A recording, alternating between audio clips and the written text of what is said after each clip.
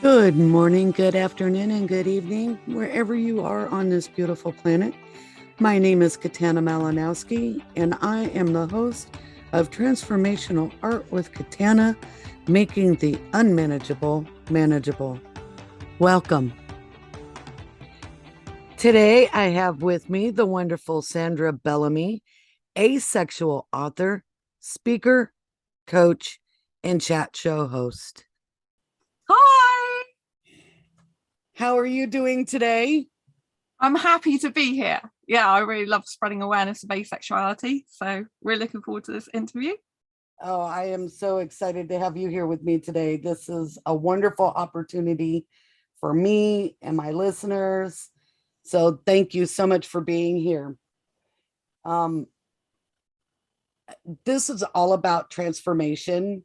So it's people who've transformed and people who help people transform and alternative modalities to transformation. So I'm looking forward to what you have to share with us. And we're going to begin with, who is Sandra as a person? Oh, I am very quirky and different. So I kind of stand out from the crowd. So I was like that before I discovered I'm asexual. So obviously asexuality is a very niche thing, which is my sexuality. But I've always, before I found out I was asexual, knew I was different and very quirky and had a very different personality to a lot of people in the world. So I kind of really, really stand out because I'm very outspoken. Don't really care what people think. I always like to be my true, authentic self. So I always like to share parts of me. Like I do an online chat show, Asexualize My Asexual Life, which is on YouTube, and I do that regularly. I do a live stream on it, and I feel really comfortable live streaming in front of an audience of people who are like me, other asexuals. And so I've always loved the media. So I actually used to do voluntary radio presenting years ago, which not a lot of people know. So I did that for quite a number of years, hospital radio. And so I got a really keen interest in the media. And I always thought it was going to be a professional radio presenter because that's what I wanted to do for years. But then when I was made redundant for the first time in 2009, I've been made redundant 3 times. That's when I noticed that my actual life purpose is writing. So that's when I started pursuing my writing dream. And then eventually it's led to today where I write books predominantly for asexuals. So my life purpose is writing non-fiction books that change lives. But my second life purpose is getting asexuality recognized as a sexual orientation throughout the globe so that no asexual has to live in fear of ridicule ever again. So to put my 2 passions together of writing, and specifically most of my books are around asexuality. Well, I've got 5 books at the moment. One's for asexuals that came out in 2017, this Asexual Perspectives book that's on Amazon. But I've done other books as well, such as Fibromyalgia Self-Help Handbook. So I do have other books out, but I'm currently working on my second book for asexuals with like lots more planned. So I really, really love writing. My current book called Asexual Guide to Sex, which is very controversial, obviously, with the title. That's taken me. I've been writing that since June 2019. So it's coming up to 3 years soon. It took me about a year to write that one. But this is 47 different stories, including my own. And why I did Asexual Perspectives, 47 asexual stories, was because I got a lot of asexuals coming to me, asking me different questions about love, life, and sex. And there's a lot of myths surrounding asexuality and what asexuality is or isn't. And so this book is designed to bust through those myths and answer all the questions you could possibly think of when you're new to asexuality, which I'm sure you're going to ask me some of those in a minute. Yes. Maybe I know that for me, learning about asexuality was a new experience within the last year. Despite growing up in the San Francisco Bay Area where we saw, diversity of all kinds, there's newer identities and newer way of identifying ourselves that people transform themselves into often. And it's always good to get to know and understand what that is, I think, in order to be able to maintain humanity. Yeah. And I would love to hear how that unfolded for you in your life. Okay, yeah. So yeah, it was 2014 when I found out I was asexual.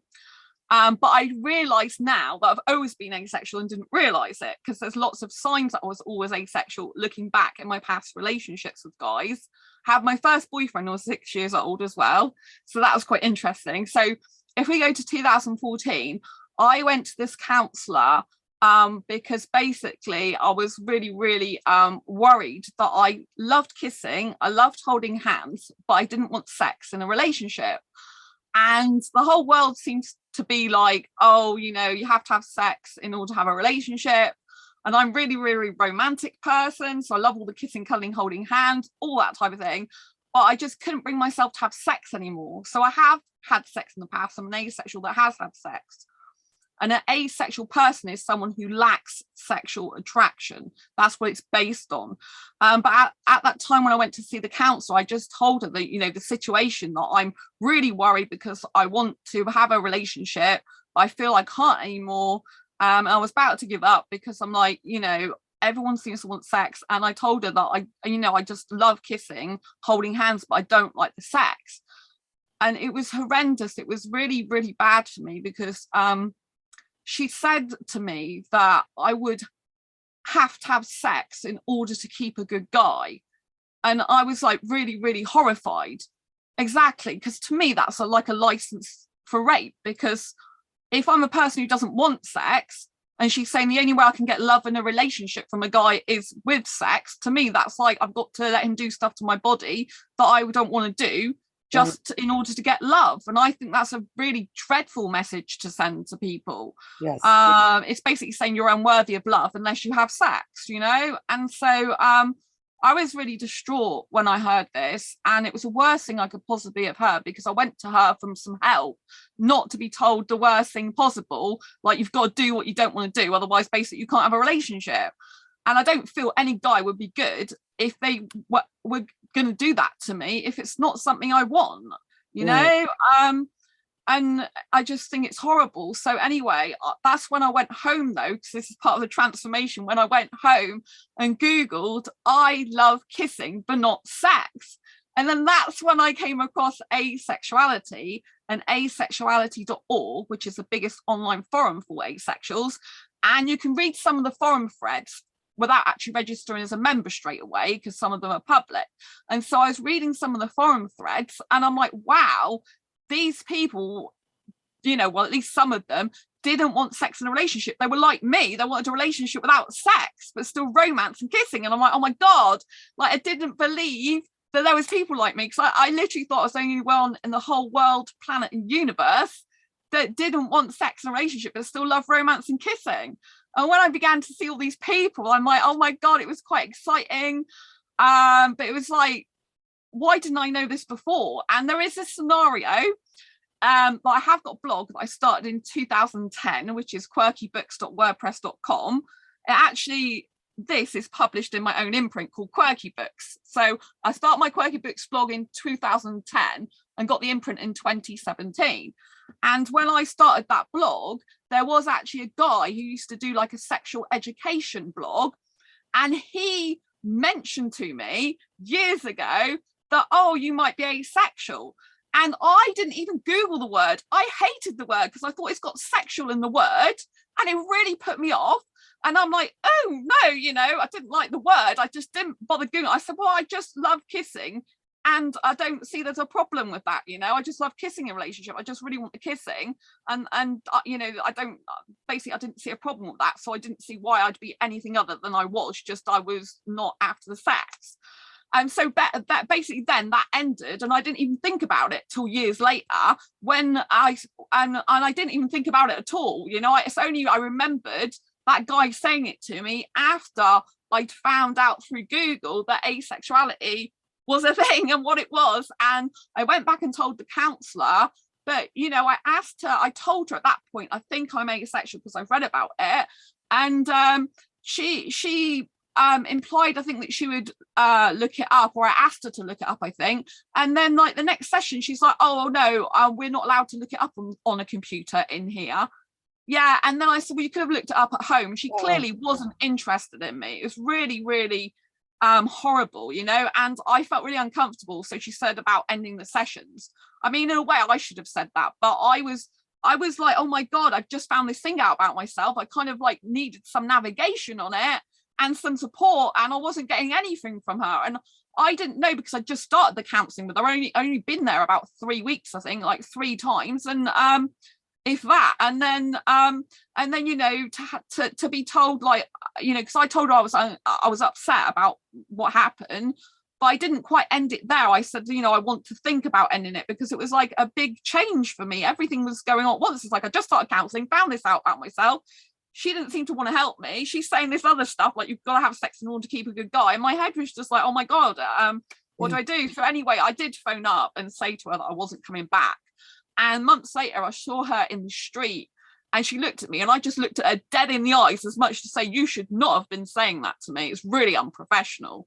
As much, you know. And so I felt a bit better, like, you know, I'd actually kind of like, just by a look, stuck up to her, you know, because I think it's disgusting. She was an NHS, National Health Service in the UK, counsellor, trained counsellor. And, you know, people who are counsellors shouldn't be saying stuff like that. It's dreadful. So yeah, but if she hadn't have been like that with me, then I probably wouldn't have gone home and Googled I love kissing but not sex, and I probably might not have found out I was and am asexual. So everything happens for a reason, in divine timing, when the universe wants you to find out. And yeah, and that's how I found out. And then in 2015, January 2015, I started holding in-person asexual meetups. So I went from being I have anxiety, I have an actual generalized anxiety disorder. And back then I had much more social anxiety. But now over the years, it's kind of like decreased. So most of my anxiety is other things, not much social anxiety anymore, although I still prefer one-to-one to groups. But I do hold group meetups now. So I organise them in my city. People come from all over the UK to them. And I get people, I'm really good at doing it and bringing them together. And so I've been doing this now since 2015. I've still been doing it, apart from when the pandemic hit. And last year I broke my ankle, which I've rebroken again this year, but I've still had an asexual meetup since I've rebroken it this time, because I already organised one. And I've got another, people are like, I want another one, so I've got another one coming up. But they were really good and carried my drinks and stuff for me last time, so that was amazing. So yeah, January 2015 is when I started doing that. So that was another transformation. I've gone from being kind of like quite shy in groups, usually hone in on one person just to speak to them, because that's all that made me feel safe, really, to actually organising groups with different people. Mine are usually smaller groups. I mean, on average, probably about 7 people. So they're not major. But for someone like me who is quite anxiety induced by being in a group and always kind of felt a bit like on the outside, and I'm actually the centre of it, if you like, bringing everyone together. It's a really good transformation. And then in October 2015, I had another transformation. So asexuality just completely transformed my life. So in 2015, that's when I started my My Asexual Life channel, which is on YouTube. It's got over 240,000 views on it. I think it's 246,000 and counting at the moment. And so then, yeah, so that was really, really interesting, because I had not talked about sex really at all, apart from with my ex, which the last long-term ex was in 2011. And I hadn't talked about sex apart from like with ex-boyfriends in the past, ex-partners. And when I say partners, I mean guys, because I'm only attracted to guys. And so I was very shy. I didn't talk to even a best girlfriend about it, you know, and I always kept that type of thing to myself just for a relationship. And I realized that, oh my gosh, if I'm going to do this channel about asexuality, because it's based around the lack of sexual attraction, and it's based on how different you perceive sex. And many asexuals don't want it, but some do partake in it and some do enjoy it as an activity. I'm going to have to talk about sex. And it's like, I mean, no one said to me, you've got to talk about sex, but it just became obvious. And I'm thinking, oh my God, this I'm got to really get out of my comfort zone. So I'm going to have to start by probably blushing about sex and probably being really kind of like, oh my God. And I started talking about masturbation and stuff, which I never tried until I found out I was asexual, which is very weird. And so it's like really weird. Very, very strange. And I later found out my dad watches my channel, which is very awkward, but never mind. But so, he's a secret watcher. I'm like, oh my God, do you want to get some advice, Dad? But he's not asexual and neither is my mum. So I don't know about that. But yeah, so yeah, I had to get out of my comfort zone. And my motto is you there's no point in taking it to the grave with you. What's the point? If you've got all this information, knowledge, and know-how to help others, it's going to be no good if you die with that knowledge inside you, not having helped anyone. And because I've got a lot of relationship experience with heterosexuals in the past, like nearly half of my life was in heterosexual relationships, I believe that I can give a lot of help, advice to asexuals, specifically a lot of the time about dating and relationships and life and even friendships as well, because I have so much experience of that.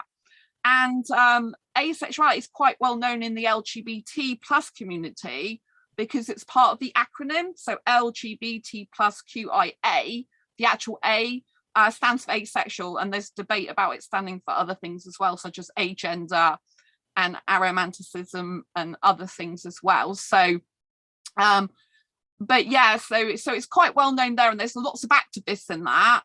And it is getting more well known because a lot more interviews on YouTube. But my specific mission, I feel, is to get it recognised as a sexual orientation in its own right a lot more, particularly with heterosexuals, because a lot of heterosexuals kind of don't really understand asexuality. And because I've had sex before in the past, it's kind of like I can speak heterosexual language as well as asexual language, if you know what I mean, because we all live in the same world.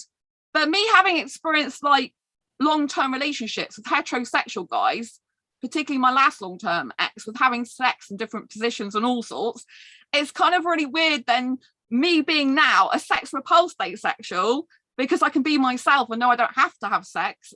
You know, it's kind of like before I did it to kind of like, because that's what society expects of me. Now I can be myself and I don't have to have sex, and I get quite repulsed by it, but I adore kissing. Then it's kind of like really strange. It's like they're two different worlds in one, in the big world, and they're two different kind of like mindsets, but they come together in the middle. So it's kind of like really strange, but I feel I've got a lot of life experience to help heterosexuals understand asexuality, because obviously I've lived that type of heterosexual life, even though I wasn't actually heterosexual, and I found out I was asexual and am asexual. So yeah, there's a lot of transformation going on around asexuality.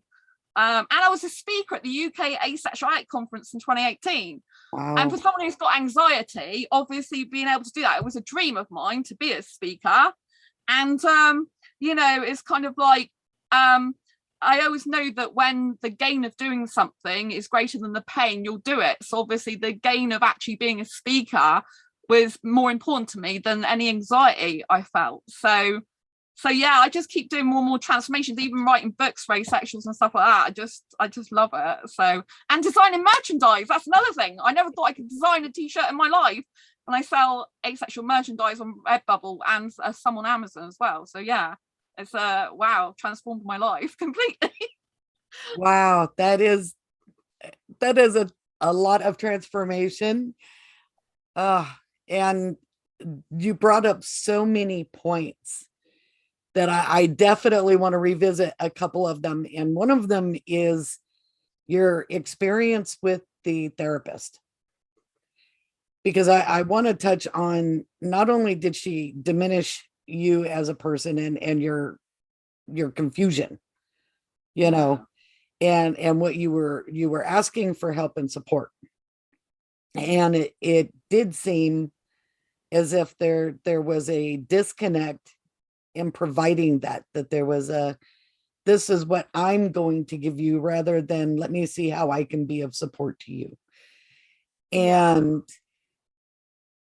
I want to, as a person who's been raped, I want to support you in saying congratulations and recognizing that telling someone to say yes when their body and their soul is telling them no is rape.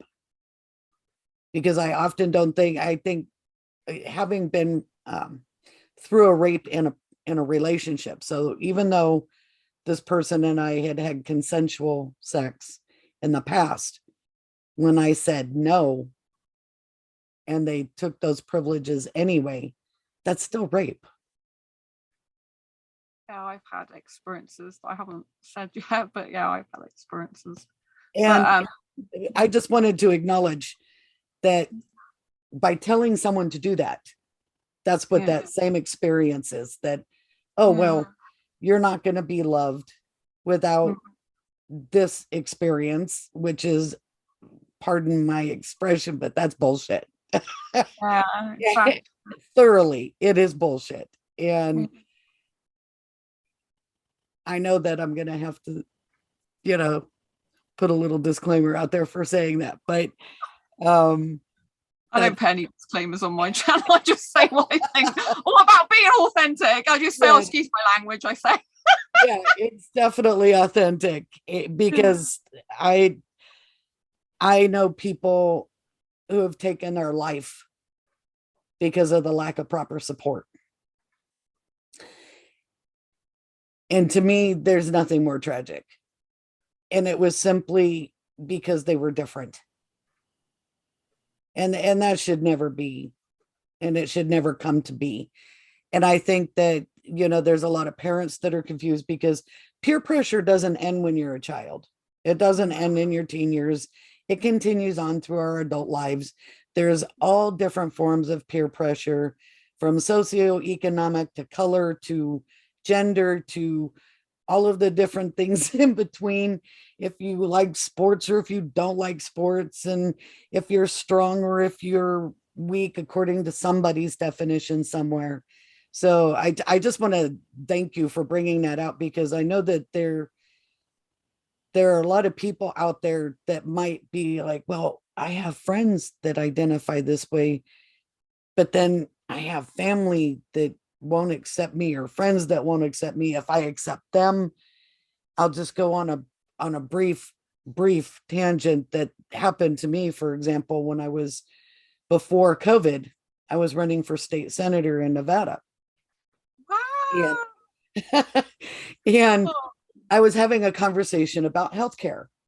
And I said healthcare should be a right, because if we don't recognize it as a right, which is the, life, liberty, and the pursuit of happiness. Well, if you don't have life, you can't exactly pursue liberty and happiness.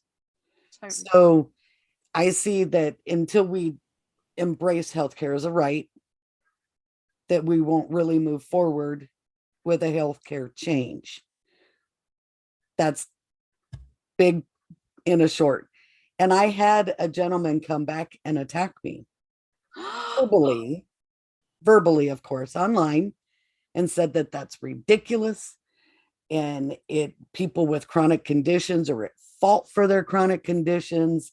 It's because of bad health choices. And I said, I was born with my health conditions. These are not things that I brought on to myself. They were passed along. And I'm not allowed to have healthcare because of these things. Of course, we have the marketplace that President Obama got put in place during his term. There are still some limitations and restrictions. I died 4 years ago, for example. And if I make too much money, then I don't get the marketplace, which happened to me for a few years. And outside of the marketplace, they can still discriminate on the basis of previous existing conditions. Did you say you died a few years ago? I did. Due to my heart condition, I had a heart event at work, and they had to stop my heart and restart it. So for a very brief period, I was flatline, and I saw it. It was the most intense experience that I hope to never have again. I've got goosebumps right now.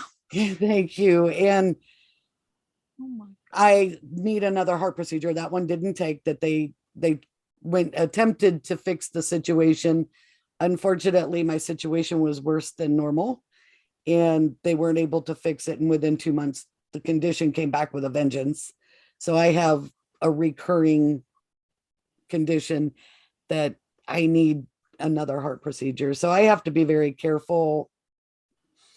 And this person was looking at conditions like this and going, well, this was all because of your lifestyle. No, this was actually because there were bad cells inside my heart that had nothing to do with it. And so the point that I'm getting to is going back to acceptance and people not standing up for something because they're afraid of what their friends are going to say. In the end of this conversation, I ended on a friendly, we're just going to have to agree to disagree on this particular point. I had a gentleman reach out to me through Messenger, Facebook Messenger. From that conversation, he says, I'm a lawyer.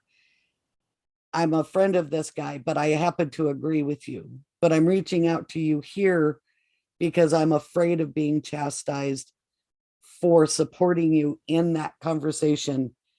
So I was thinking about what you said, and in talking about this, because you have parents that have children that come out to them, they don't know what to do. What are my friends going to think? What's my family going to think? They're going to, then it becomes, even though it's a judgment thing, the reaction is there. Yeah. And which led me to the next part, because I love that your dad watches your channel. Yeah, so with me, like you asked me about myself personally to begin with, and I told you I don't care what people think, and I really don't care what people think. After about 3 weeks of trying to find where I fit on the asexual spectrum, which I haven't really gone into the asexual spectrum. So asexuality is a sexual orientation, but it's also a spectrum of that orientation, so it gets a little bit complicated. So basically it took me about 3 weeks to actually discover what type of asexual I am specifically, like my own label. I like labels because they help me. And I'm very proud of my made up label by myself, which is made up of, it's asexual label, but it's got different bits to it of what I am. And so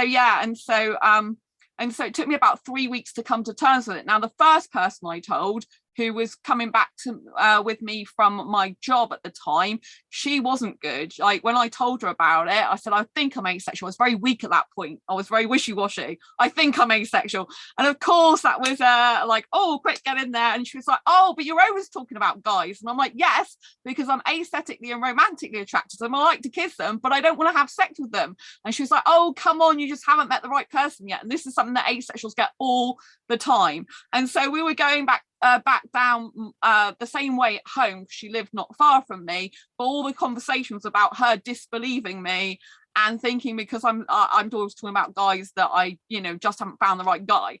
Had I been smart enough back then and like confident enough, I should have said, no, I haven't found. I should have said, you're absolutely right, I haven't found the right asexual guy for me yet, because I'm asexual, an asexual guy.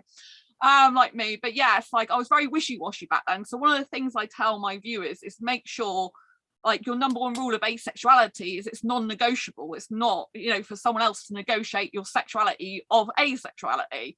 You need to be steadfast and strong, because when I was weak, that's when people attack you. Now I'm just super strong. I don't care what people think. My parents have been very, very accepting. They actually have been better with me since they found out. They said, oh, that makes sense, because at one point, I love my parents dearly, but at one point they were laughing at me because I was with a Bangladesh guy in 2013 and I couldn't have sex with him. Even though they don't believe in sex before marriage, they found it weird that I didn't actually want sex with him, although I was very aesthetically attracted to him. So it's very weird. It doesn't really make sense to me. But anyway, they thought it was funny and like, oh, you just want a friend? And I'm like, no, because I don't kiss my friends. And that's another thing with asexuality. Some people think, oh, you just want a friend to hang out with. And some asexuals probably do like that if they experience platonic attraction and they don't have any romantic attraction, for example, like aromantic asexuals, or aromantic as many people pronounce it. If they have no romantic attraction, no sexual attraction, then they'd want something like a queer platonic relationship, but that's more than a friendship. So they would like probably share a bed or cuddle or something, which would be more than the rest of their friends, or some cuddle their friends as well. But for me personally, like I love tongue kissing. I'm very unique in that I love a lot of kissing. I can kiss up to 3 hours and never get bored. I'm a hyper kisser and hyper romantic with guys, younger foreign guys as well. I'm an asexual cougar. So I put the title out with asexual cougar and they're like, oh, well, that's cougar's a really bad thing. I'm like, well, no, because I find it empowering and I want to basically make sure the older guys know I'm not interested in them. So I like guys in their 20s, basically, early to mid 20s, mostly, up to about 28. But I get on really well with younger foreign guys, and particularly Indian guys I'm really attracted to. So that's kind of like a niche within a niche. I've got so many niche tastes, and it's kind of really difficult to find a match romantically, because I don't want sex, don't want marriage, don't want kids, and like to live separately. But love loads of kissing and loads of chatting. So yeah. But the point was, going back to my mum and dad, I don't want to kiss my friends. I have strict boundaries with my friends where I don't cuddle them or kiss them. That's reserved just for a romantic relationship. And so like I don't mind sitting on guy's lap or in between his legs, but clothed, I have a nudity repulsion as well. That's very rare as well. So I like a guy with his clothes on. I think he looks so much more beautiful with his clothes on. And I particularly like the street looks. I have clothes attraction where, you know, there's the street clothes, like off street dance movies. I love dance movies. So that's like, you know, like the hoodie and the trainers and the jeans. Yeah, it's like really nice. Baseball cap. I'm like, oh, that's so cute. And so yeah, I love that. And I also like black and white suit on a guy, which is kind of two extremes, casual and really formal, and biker jacket, that type of thing. So there's certain looks I really like that make a guy more attractive. I'm okay with seeing a guy's chest naked in private, but not below the waist usually. So I'm all right sitting on his lap in between his legs. So I don't mind some contact with his genitals, if you like, but through clothes. But you know, but I don't really want to go around touching that. And so like I'm okay with just like my body touch, you know, my bum touching or something if I'm sat on his lap, but I don't really want to go around touching it. This used to be very different to how I was before. So in sexual relationships in the past, I have been naked. I've done, you know, like traditional intercourse, oral sex, never anal sex. I never want to try that. So, you know, masturbated the guy, had him doing that to me. So I've done all the like in different sexual positions and stuff like that. So the funny thing is I bought my ex a book and I didn't expect it to use it on me. So I don't like nudity. I hate in films, movies, magazines, television. And my ex was in a bookstore once with me and he was looking at pictures of Kama Sutra with these real people in it. And I have a thing where I don't like my partner to be looking at other naked people. So I was like, okay, what can I do to have like a compromise of that? So as a present, I can't remember if it was Christmas or birthday, I think it might have been Christmas, I bought him this pocket Kama Sutra book, which was just cartoons. So I thought he can see pictures, but they're not of real people, but he can look at the pictures because I thought that was nice for him. And I was just giving it him like a gift, not thinking anything of it. And then he starts trying all these different positions on me. And he's like, oh, this is a such and such a position. I'm thinking, what's he doing? I'm like, oh my God, he's got them out of the book. But because I'm asexual, I don't associate myself with sex. And I never looked at him and thought I want sex with you or any of my exes. I just did it because that's what, you know, he liked to instigate it and that's what I thought you're meant to do. So when he got the book, I gave him the book. I just thought it was nice for him to look at the pictures because I thought I wanted him to have something to enjoy, but I wasn't comfortable with the other thing. And I thought this was a good compromise. And I just thought he was going to look at the pictures and look at, oh, this is a nice little book to read. But no, it's like he wanted to try all these different positions. So now when I'm writing my Asexual Guide to Sex book, which is quite controversial because many asexuals don't like sex or want it or need it, but there's a proportion that will take part in it and do enjoy it as an activity. When I was doing that, you know, it's kind of like really weird because I'm like having to learn like lots of other stuff about some more stuff about sex, like sex toys, which I've never used sex toys and stuff like that. But obviously I'm using kind of all the experience I did have sexually with him in the book. But also when I've been doing my research, there was like a page of like 75 different sex positions. I haven't put all these in the book. I haven't got any illustrations in my book whatsoever. But just when I was reading it as part of my research, I just thought, oh my gosh, I've done quite a lot of these. And it seems really weird as an asexual person who's sex repulsed these days to be looking at that thinking I've done a lot of these and I didn't realize they all called these different things. And I'm like, oh my gosh, I've lived a very colourful sexual life even though I'm asexual. It's kind of weird. So I've been sex free now since 2011, so over 10 years now, and I'm happy with that. I'm really thrilled. And most people are like, oh my god, I haven't had sex, I'm so like depressed. And I'm like, I haven't had sex, woohoo, you know. And I'm really so happy about it. And I'm like, yes, this is amazing, I'm free. Just think of all that time I can spend doing other things, you know. I like that, you know, and I love seeing your face light up that Oh yeah, you asked me about my dad, didn't you? Sorry, yeah, my parents are very yeah. accepting, so I'm very lucky. So when they laughed at me back then, and they said, you just want a friend, I'm like, well, no, I don't kiss my friends. Going to when they found out I was asexual, because I just told them casually on the phone walking down the street, that's how I am. I didn't think it was a big deal. I'm like, oh hi mum, I've come across this thing called asexuality, I think that sounds like me. And I told her what it meant, like, you lack sexual attraction, there's people like me who, you know, don't need sex to have a relationship.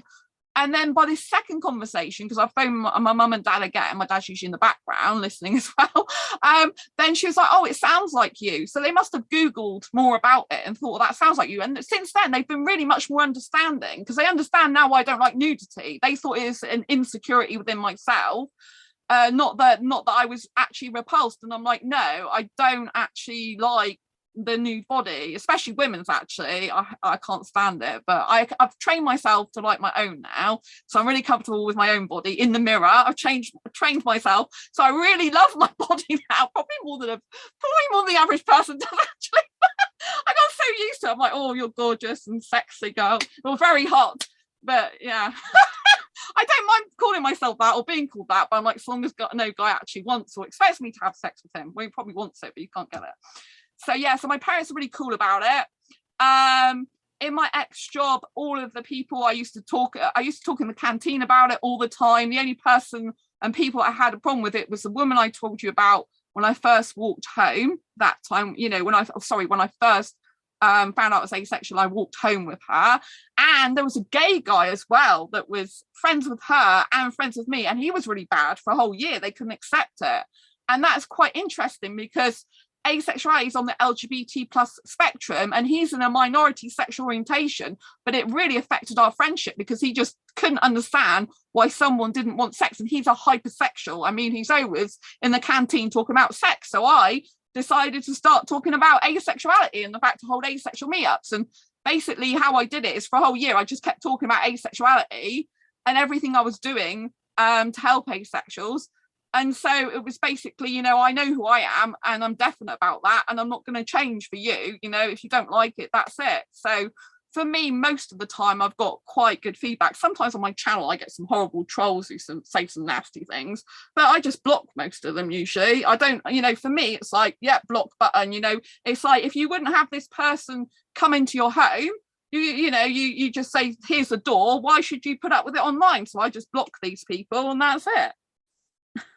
Yeah, they're coming to your space. It's not the other way around. Yeah, exactly. I agree. Yeah. I agree. Well, I think that's fantastic that your parents supported you. That it's really good. And I do find it interesting that the one person within the LGBTQ spectrum had trouble understanding and accepting that additional difference. Yeah. And it just goes to really point and shine a light on the priority that people place on sex versus sexuality, because there's a very big difference between sex and sexuality. And you brought that up earlier in your discussion previously. You know, there's a very big difference between sex and sexuality. Sexuality is a state versus a state of being versus, you know, an action. Yeah. This is a verb. That's very interesting as well. You say that because a lot of people think asexuality means every asexual person doesn't have sex. But asexuality is based on a lack of sexual attraction, not a lack of action. So the full definition of asexuality is a sexual orientation as a lack of sexual attraction and or little to no interest in sexual activity. So it's got an and or there. This is why it gets so complicated, because some asexuals, they don't want sex, they don't like touching, they might do some cuddling, and that's about it. They don't want any sexual contact, pretty much, like just platonic type of touching. Whereas other asexuals will like some sexual touching, might participate in sex, or some just might like some sexual touching without the intercourse. So it's all different because it's a lack of sexual attraction. And what that means is, for example, with me, I don't get the need, urge, or want for partner sexual intercourse. So I never look at someone and think, I want sex with you, which basically is what sexual attraction is. Sexual desire is a desire to want sex in and of itself with whomever. So there are a proportion of asexuals that sometimes say they have sexual desire, but no sexual attraction. So that desire isn't linked to anyone. It's just a drive to have the sex itself. And then arousal is a feeling in your genitalia, which most people believe has got to be through a physical contact. But I have high arousal levels. So this is a very grey area for me, with zero sexual attraction. So this is kind of my grey area. And so, I can get aroused just by thinking about kissing. For me, it's all to do with kissing. And so if I just think about kissing on my own with no one involved, I can get aroused. And my body does go off involuntarily with the word sex, and I hate sex, so that's very awkward for me. So I'm writing the Asexual Guide to Sex book, and my body's doing stuff, and I'm like, I really don't want to be doing this right now. I'm sex repulsed, but my genitalia is doing arousal stuff, and it's just like, oh my god, this is not good. So it's been I've been working on the book for 3 years, but off and on, but it's been quite difficult because I've kind of had to probably desensitize myself to so much sex repulsion in order to get through the book. Because when I first started writing it, I was feeling quite sick, of all the sex stuff and talk in there. But as I've gone on, this is like my 3rd year. Well, I'm going into the 3rd year. I've been doing it for over 2.5 years now. Then, so I've got about, it'll be 3 years in June, because I started June 2019 and we're now in March 2022. So, in June 2022 this year will be 3 years. Hopefully I'll have the book out before then. But I keep saying it's going to come out, but I'm writing more content for it, because it was going to be just an asexual guide to sex with other people's stories in it and my own. But now it's turned into a relationships book, so as well as sex. So it's basically, I believe that in order to have a good sexual relationship, if you're going to have one, and I'm not saying asexuals should have one, there's loads of asexuals that don't want it. Anyone that doesn't want sex, don't have it. I'm very clear about that. So this is not a book trying to change asexuals or make them be something they're not, but there's a proportion of asexuals that want to try it or have tried it and don't know what the heck they're doing.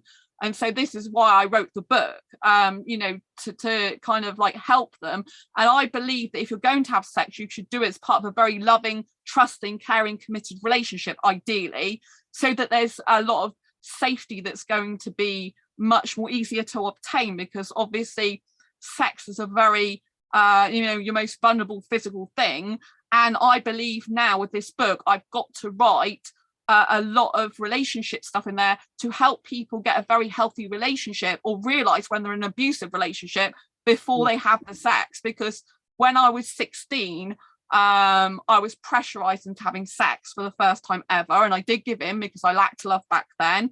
And when I was 15, I actually had a guy that tried to have a boyfriend that tried to have sex with me against my will, and so I luckily physically stopped him. But that was very difficult because he pinned my hand down on his and so that was very hard. But a lot of people think, oh, you're asexual because you've had sexual abuse. I have had sexual abuse, but it didn't make me asexual, because I've had sex since the sexual abuse. I also had an ex-boyfriend, which I haven't really talked about much. I'm talking about this in my book, but I haven't really talked about much on my channel. But I did have an actual ex-boyfriend that did pounce on me and do that as well, which basically is rape. But I try and think of these incidents as bad incidents in my life that happened, rather than assigning the word rape to it, or attempt. First one was basically attempt rape. Second was, people would say, was rape, because it was non-consensual. He pounced on me and I didn't have a choice, basically. I think it was too heavy, too muscly and big to get off. So I haven't really talked about the second one much on my channel. Most people know about the first incident. But when I was 6 years old, I had a boyfriend, and I loved doing passionate kissing at 6, but he wanted to touch my privates and I didn't want that, but I felt I had to. I was being blackmailed at 6 years old that if I wanted to keep the relationship, I would need to give him my food that I ate on breaks. I'm talking about this in my Asexual Guide to Sex. This is really brave of me even talking about on here, because most people don't even know this stuff. You know, and so I used to keep all this hidden and very, very secret for years. And so, you know, but back then it was obvious, looking at 6 years old. I know from that incident now, if I hadn't have had that experience, I wouldn't have known that I was asexual back then necessarily. So I believe everything happens for a reason, even the bad stuff. And, you know, and although I felt invaded in time and really, really bad, I can see now that it was one way in which I can tell that I've always been asexual. And so when I was 2, I remember being aware of myself for the first time naked in front of my mum on the potty. And I'm like thinking, oh my God, she's seen me naked. And that's not normal for a 2-year-old or whatever. I presume it was 2 or under 2, probably under 1.5, wouldn't I have been? Because I think we moved. How did we moved house? So I think my parents moved me to Devon when I was 1.5. So I presume I was like between 1.5 and 2, something like that. So yeah, so there was always I can tell for definite I've always been asexual, because I wasn't into the physical touching. And when I was 17, I had counselling for that at college for that incident when I was 6, and all she told me is that's normal and it's doctors and nurses, and she didn't understand why I was upset about that, why I was so distraught and upset. I was physically crying. I'm said because I felt invaded, because I didn't really want to do it and I was pressurised into it. And I felt I lacked love, and that's the only way I thought I'd get it. So I did it. I said, but I didn't want to do it, you know, because I just felt like invaded and really horrible. But I really liked kissing, but I wanted to keep him as my boyfriend then, and, you know, and all the rest of the stuff that went in with it. It's really traumatic. And she just didn't get it. And I'm thinking, it's not normal for me. Maybe it's normal for heterosexuals or other sexual people. I don't know. But to me, you know, because I'm not asexual, I'm not sexual, you know, then I don't know how heterosexuals and other people feel about that. But, you know, to me, it's not normal behavior, you know, and I hated it. So again, I was kind of invalidated with that counselor as well. Yeah, you bring up a good point, and it's actually something that I will eventually have a lot of people back to talk about, and because it's something that's very passionate to me. I had a similar experience. I'm thinking I was 5, and I'm heterosexual, and I didn't like it either. But our societal modeling, and as a child and as children, we can't decipher the adult activity to the child activity. If it's being presented to us and somebody's like, oh, well, then you do this, or you're not normal, or, you know, there's that pressure. And I'm actually starting to think that this may be, you know, the early signs of where we can interrupt and change how society interrupts and focuses sex. Yeah. Because I was exposed to a lot of the wrong things very early in life.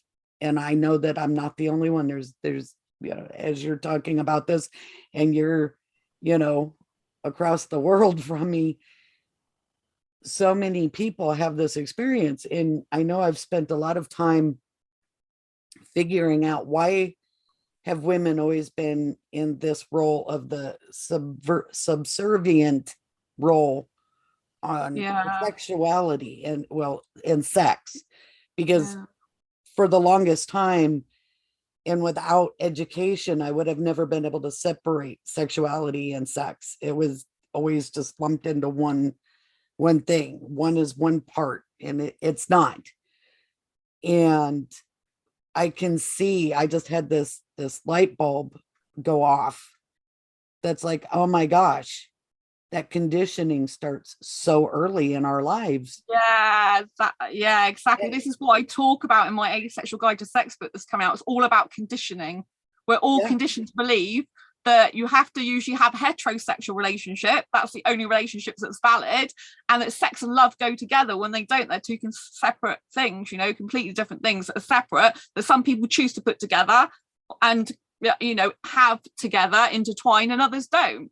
But you don't have to, you know, some people have sex but they don't love the person, and other people can love without having the sex. And, you know, everyone's, when they're born, they're all conditioned that relationships have got to be a certain way, and that needs to be changed. The reason I personally want to get asexuality recognised in its own right as a sexual orientation, very focused on that, is because I want to help prevent more rapes. Because with LGBT, all the rest of the sexualities are based on sex still. They're still based on sexual attraction, who they're sexually attracted to.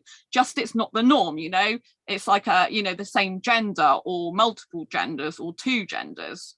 You know, so it's not, they're still in a minority, which is why, you know, LGBT plus has grown as an acronym. But, you know, they still, their sexual attraction, you know, they still experience sexual attraction. Their sexuality is still based on sexual attraction. So that, you know, there's still a fundamental thing where a lot of them still do want, desire, and need sex. I'm not saying all of them do, but, you know, they can be very sexually driven and very focused on that. But if asexuals seem to just be clumped with that, and heterosexuals can't understand the difference, they'll be like, oh, well, you're one of them. It will come across probably to heterosexuals like you're, you know, I've had people say, oh, you're a lesbian. I'm like, no, I'm not a lesbian. And, you know, and some people, you know, they automatically think because you know, I'm asexual, it means that I'm attracted to the same gender, which I've never been. So I think there needs to be kind of a great awakening where there are a proportion of people that don't want sex, don't like it, don't experience sexual attraction, that are asexuals. Obviously, there's asexuals that are sex positive. You know, there's something called pure asexuals, which basically don't experience any sexual attraction. They're not the opposite end of the asexual spectrum. There's grey asexuals. So the grey asexuals are the ones that do experience sexual attraction, but only infrequently or under limited, rare or specific circumstances, or not enough to want to act on it. So you've got two different ends of the spectrum. But for me personally, although I'm writing an Asexual Guide to Sex book, it's very imperative that a lot of people know there is a sexual orientation that exists where some of these people do not want, like, or need sex. And it shouldn't be a given that every time some person is in a dating scenario on a dating site, they just think automatically that, you know, that person's going to want sex. There should be something, you know, worldwide that says, hey, there's another sexual orientation that we've not really paid attention to called asexuality, and some of these people don't want sex, and that's valid. So when you're on asexual, you know, when you're on sexual dating sites, sorry, I'm on asexual dating sites, when you're on traditional dating sites, if you like, you know, they should be having asexuality as a category on all of them, and they should also be making people aware of what it is. Because if we don't want it in the first place, every time someone tries to have sex with us, it's going to automatically be rape, because they're trying to make us do something we don't want to do. And they should be asking the question, though, like, what sexuality are you? You're asexual. Okay, what does that mean for you? So that you can actually express whether you're sex repulsed, sex indifferent, sex favorable, what touching you like, what you don't. So they don't just expect it. You know, the expectation in of itself is really bad. Yeah, and it goes both male and female. The gender is irrelevant. Yeah, exactly. You can be any gender and be asexual. Yeah. Any gender. We are coming up on the end of our time together, and what I would like to know, or have my audience know, is more about what you do. I know you also do coaching, and how they can get in touch with you. Okay, so I have my main asexual channel, my YouTube channel called Asexualize My Asexual Life. So if they Google Asexualize, that's ASEXUALISE. If they Google Asexualize My Asexual Life, then it'll come up with my YouTube channel. So they should subscribe there, because there's loads of helpful information, advice and guidance, that type of thing. This is my Asexual Perspectives book, which is out on Amazon. It's also available to buy from Barnes & Noble and Waterstones online as well. So this has got 47 asexual stories, and it basically goes through everything you possibly think of to do with love, life and sex with asexuality. So it talks about, you know, sexual attraction, a sexual desire, arousal, the differences, talks about, you know, asexual view of porn, BDSM, masturbation, all the kind of like controversial topics. and talks about benefits of being asexual, the heart, like difficulties and all that type of things. It's a really, really good book to get. Also asexualize.com is my website. I've got a blog on there, spelt with an S again, although I only asexualize with a Z.com as well, which links through to my other blog. And also I'm on Facebook under Asexualize as well. I have a really small coaching club called Asexualize Academy Club. So I usually do like inspirational mindset stuff in there to help people in their asexual life. So that's really, really good. And we have a meetup at least once a month in that club as well. So I live stream in there regularly, like extra to my channel and stuff. So if anyone wants help with dating, relationships, life, that's kind of like extra access to me. And I could do one-to-one sessions as well. And Asexualize is on Redbubble. So if you look at Redbubble /shop/asexualize, it'll come up with all my Redbubble merchandise. And also my email address is asexualize@gmail.com. So I can give you links to all this so that you can for the show. But yeah, I would love to connect with more people. So yeah. Wonderful. Well, I'm going to ask you the question that I ask all of my guests at the end. And that is, what would you tell your 18-year-old self? One thing you would tell your 18-year-old self. I would say write Asexual Guide to Sex because it'll help you out.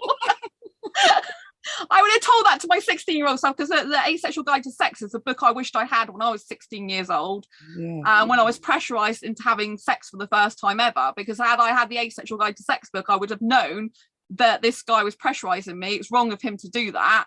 And I would have learned about healthy relationships, boundaries, assertiveness, safety precautions, what to expect with sex and all this type of thing. So yeah, I know you asked 18-year-old me, but that's what I would have needed before I got to 16, but it would still be valid at 18 as well. Yeah. And I would say, well, the Asexual Guide to Sex, but Sandra, you're going to need it like for the next coming years, because I was in heterosexual relationships until 2011. So so I would have needed that book a lot throughout my life. So it would have really helped me. Oh, well, thank you so much for spending an hour with me today. It has been an absolute gift and blessing.